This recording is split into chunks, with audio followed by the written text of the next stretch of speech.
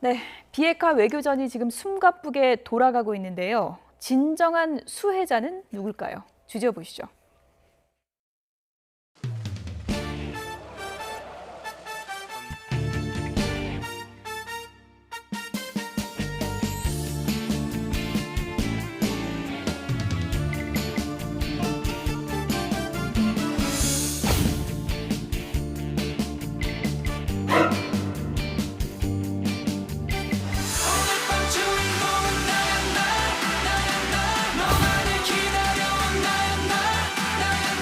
Yeah, we've done exercises for a long period of time working with South Korea. And we call them war games, and I call them war games, and they're tremendously expensive. The amount of money that we spend on that is incredible. And South Korea contributes, but not 100%.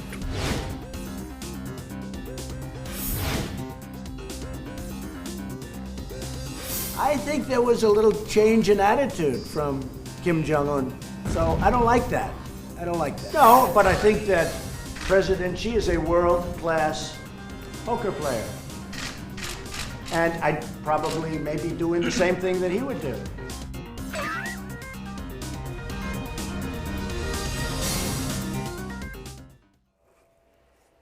네, 신범철 아산정책연구원 안보통일센터장 나오셨습니다. 어서 오세요. 예, 안녕하십니까? 네. 지금 이제 외신에서 나오고 있는 분석들입니다. 지금 외교전이 상당히 숨가쁘게 돌아가고 이제 북미 회담까지 열렸는데 가만히 보니까 진짜 승자는 시진핑이다 이런 분석이거든요. 예, 그렇죠. 예. 결과적으로 나온 걸 보니까 중국이 이야기하고 있던 쌍중단, 쌍계병행이 다 받아들여지는 그런 쪽으로 가고 있으니까 그런 평가가 나오는 것으로 생각되는데요. 근데 외교라는 것은 어떻게 보면 스냅샷이 아니다 플로우란 말이 있습니다. 예. 어느 한 순간을 짜려보면 특정 국가나 특정 한쪽이 이긴 것 같지만 시간의 흐름, 그러니까 한 3개월 정도를 지켜보면서 이것을 평가해야지 과연 트럼프 대통령의 행보가 어떤 전략적 수를 둔 것인가 평가를 받을 수 있다고 생각하는데요. 아무튼 그 합의문 자체는 조금 실망스럽고 결과적으로 중국이 얻은 것처럼 보이는 것은 사실입니다. 예, 블룸버그 통신에서 이렇게 이제 보도를 했습니다. 분석 내용을 함께 보실까요? 시진핑은 비행기 2대 빌려주고 다 얻었다. 한미연합훈련 중단은 시 주석이 여러 해 동안 주장한 것이다라고 했고요. 그리고 이제 중국 국기 새겨진 전용기에서 김정은 위원장이 딱 내리는 장면, 그 장면 통해서 북한과의 밀월 관계를 바로 각인시켰다라는 내용입니다. 예, 그걸 수용한 것이 어떻게 보면 김정은 위원장도 이용한 측면이 있다고 생각합니다. 그렇습니까? 내 뒤에 중국이 있기 내 때문에 뒤에 중국이 내가 있다. 쉽게 양보하지 않는다는 걸 상징한 것이고 중국은 또 그것을 빌려주면서 북한은 나의 편이다 이런 메시지를 줬다고 생각하는데요. 아무튼 트럼프 대통령 나름대로 수가 있을 거라고 생각합니다. 당장 뭐 6월 12일에는 김정은 위원장을 자기가 원하는 쪽까지 끌어놓지는 못했지만 지금 어떻게 보면 선제적인 조치를 통해서 북한의 변화를 유도하는, 어떻게 보면은 김정은 위원장을 대화의 바깥으로 못 빠져나가게 이 박스 안에 가둬놓는 접근을 하고 있다고 평가할 수는 있는데요. 과연 성공일지 좀 지켜봐야 될 것 같습니다. 오시기 전에 저희 그 대담 중에 속보가 들어왔었습니다. AFP 통신이 이제 보도한 내용인데요. 한반도 주요 군사 훈련을 무기한 연기하기로 했다 이런 속보가 들어왔거든요. 뭐 이미 12일 날 트럼프 대통령이 기자회견에서 이야기했고 오늘 폼페이오 국무장관이 그 부분에 대해서 아침에 문재인 대통령을 만나서 설명을 한 것 같습니다. 그런 부분이 이제 정책으로 발표나는 순간인데요. 오늘 발표된다는 것은 조금 이른 측면이 있다. 왜냐하면은 지금 북한과 미국 간의 뭐 이제 실무 협상이 뭐 다음 주부터 재개될 수도 있다 이런 부분이 있는데 그것을 보면서 북한의 전향적 조치를 보면서 해나가는 것이 조금 더 합리적일 것 같은데 먼저 발표를 하면 또 거기에 발목 잡힐 수도 있는데 아무튼 뭐 대통령이 이야기한 것이기 때문에 그러한 기조로 나갈 것이다 그렇게 생각합니다. 오늘 이제 긴밀하게 협의해봐라라고 문재인 대통령이 지시를 했는데 오늘 저녁에 이제 이런 속보를 저희가 이제 접하게 되니까 이것이 뭔가 좀 너무 빠르게 진행된 듯한 느낌도 드는 게 사실인 것 같습니다. 네, 맞습니다. 방금 전에 이제 신범철 센터장님 얘기했던 것처럼 어느 정도 단계별 조치가 필요하다라고 생각이 되는데요. 일단은 트럼프 대통령이 충분히 많은 것들을 양보한 만큼 북한 입장에서 선제적 조치를 좀 취해야 됩니다. 그리고 당시도 이야기가 나왔던 것처럼 회담 이후에 충분하게 말로 설명됐던 얘기지만 엔진 실험대라든지 미사일 발사대에 대한 폐기 조치도 북한이 약속을 했다고 한다면 이런 부분들에 대한 북한의 조치 될지, 그리고 북한이 비핵화를 위해서 하게 되는 행동에 대한 단계들을 보고 난 뒤에 해도 조금 늦지 않은 측면들이 있을 것인데, 여기에 대해서 조금은 급하게 가는 측면들이 있지 않은가 생각을 하고요. 아마도 북한 내부에서 보도되는 여러 가지 상황들을 종합해 보건데, 북한 입장에서는 우리가 패전국으로 굴복한 것이 아니라 동등한 국가로서 나가서 미국과 함께 이 비핵화를 같이 달성한다라는 목표를 자국 내에 설득하고자 하는 내용인 것 같은데요. 예. 거기에 트럼프 대통령이 상당 부분 김정은 위원장을 또 배려한 것은 아닌가, 이런 생각이 들기도 합니다. 예. 어쨌든 지금 큰 판에서 보면은 트럼프 미국 대통령이 뭐 시진핑 주석은 내 친구다라고 하지만 어떻게 보면 치밀한 수싸움이 벌어지고 있는 거잖아요. 가장 중요한 부분 중에 하나가 이제 김정은 국무위원장의 마음이 어느 쪽으로 좀 더 다가가 있는가 이 부분인데, G2 사이에서 어느 쪽으로 지금 더 가 있다고 볼 수 있을까요? 사실 어느 쪽으로 가 있지 예. 않습니다. 어느 자기 쪽으로도 가 있지 쪽으로 않습니다. 활용하는 거죠. 예. 북한이 그런 외교를 너무나도 잘해왔습니다. 50년대, 60년대에 걸쳐서 중국과 소련 간의 그러한 갈등이라든가 그런 부분을 활용하면서 취할 것을 다 취해왔고요. 지금 상황에서도 어떻게 보면 미국에 다가가는 모습을 보이면서 중국을 먼저 만나면서 얻어낼 건 얻어나고, 그래서 다시 미국을 만났지만 또 중국 비행기를 타고 가면서 무언가 또 메시지를 발신하고, 그렇지만 양쪽에서 다 받고 어느 쪽에도 가지 않는다. 그런 예. 것이 북한의 외교이기 때문에 지금 뭐 북한이 특정한 편이다 이렇게 보기는 어려울 것 같습니다. 다만 중요한 것은 이해관계는 아직은 미국 쪽보다는 중국 쪽에 더 가깝다, 그렇게 생각합니다. 예. 어쨌든 중국과 미국 사이에 지금 김정은 위원장이 이제 전략적 외교를 하고 있다고 설명을 해주셨는데, 미국이 북한의 마음을 얻으려는 여러 가지 전략이 있고요. 북미 회담에서 상당히 좀 이색적인 장면이 연출되기도 했습니다. 함께 보시죠.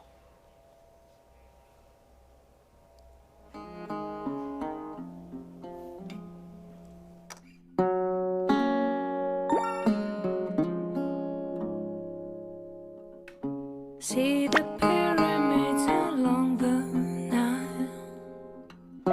Watch the sunrise on a tropic isle.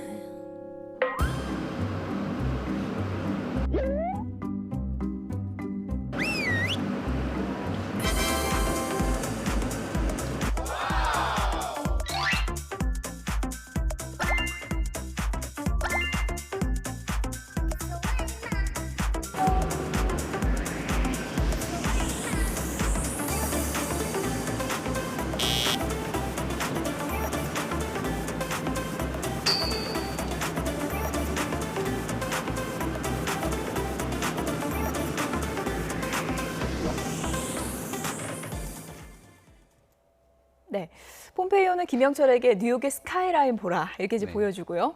트럼프 대통령은 내 차야 비스트 구경해봐 이렇게 했거든요. 그러니까 트럼프 예. 대통령이 김정은 위원장이랑 핵단추 번트를 두고도 내 것이 더 크고 강력하다라고 경쟁한 적이 있지 않습니까? 예. 그러니까 김정은 위원장 차보다 조금 더 크고 비싸고 강력한 건 맞는 것 같은데요. 하지만 저기에 대해서 속살까지 보여주면서 친근감을 과시하려고 했던 것 같고, 그만큼 두 정상이 만나서 여러 가지 과거와는 전혀 다른 관계들을 보여줬던 것 같습니다. 일단은 김정은 위원장도 굉장히 특이하게 주목될 만한 점은 영상을 만들어서 북한 내부에 공개를 했는데, 그렇죠. 그 장면 속에서도 트럼프 대통령과 우위를 과시하는 장면, 저 비스트 차량을 공개하는 여러 가지 내용들까지도 같이 보도한 것으로 봐서는 아마도 저 내용들이 김정은 위원장 입장에서도 썩 마음에 들었던 것 같다는 생각이 듭니다. 예, 아이패드로 북한의 밤에도 불이 밝혀지는 북한 모습도 보여주고, 그리고 뉴욕 스카이라인 보여주고, 이런 게 북한의 마음을 좀 바꾸는데 도움이 된다고 보십니까? 뭐 분위기를 좋게 하는 데에는 도움이 예. 되겠지만 모두 다 전략적 판단, 자기의 목숨을 걸고 하는 일입니다. 그런 것으로 흔들리진 않을 거라고 생각하고요.